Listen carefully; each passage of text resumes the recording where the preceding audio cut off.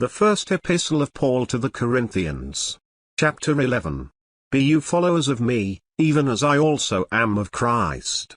Now I praise you, brothers, that you remember me in all things, and keep the ordinances, as I delivered them to you. But I would have you know, that the head of every man is Christ, and the head of the woman is the man, and the head of Christ is God. Every man praying or prophesying, having his head covered, dishonors his head. But every woman that prays or prophesies with her head uncovered dishonors her head, for that is even all one as if she were shaven. For if the woman be not covered, let her also be shorn, but if it be a shame for a woman to be shorn or shaven, let her be covered. For a man indeed ought not to cover his head, forasmuch as he is the image and glory of God, but the woman is the glory of the man. For the man is not of the woman, but the woman of the man. Neither was the man created for the woman, but the woman for the man. For this cause ought the woman to have power on her head because of the angels. Nevertheless neither is the man without the woman, neither the woman without the man, in the Lord. For as the woman is of the man, even so is the man also by the woman, but all things of God. Judge in yourselves, is it comely that a woman pray to God uncovered?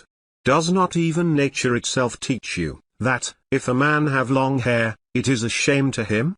But if a woman have long hair, it is a glory to her, for her hair is given her for a covering. But if any man seem to be contentious, we have no such custom, neither the church is of God.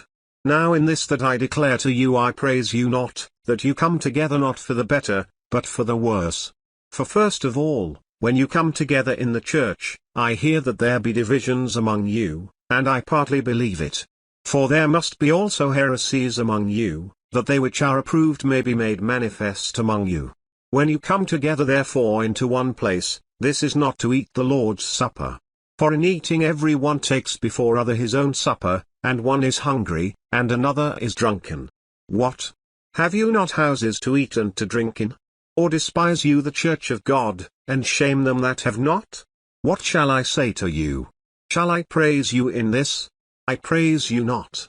For I have received of the Lord that which also I delivered to you, that the Lord Jesus the same night in which he was betrayed took bread, and when he had given thanks, he broke it, and said, Take, eat, this is my body, which is broken for you, this do in remembrance of me.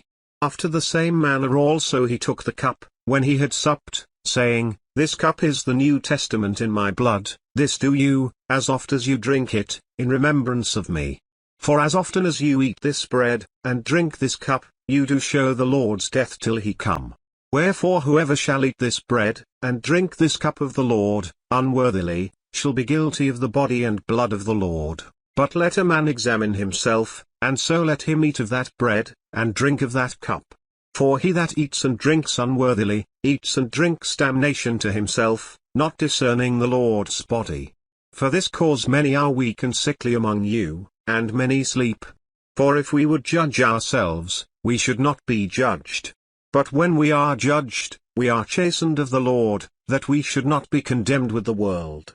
Wherefore, my brothers, when you come together to eat, tarry one for another. And if any man hunger, let him eat at home, that you come not together to condemnation. And the rest will I set in order when I come.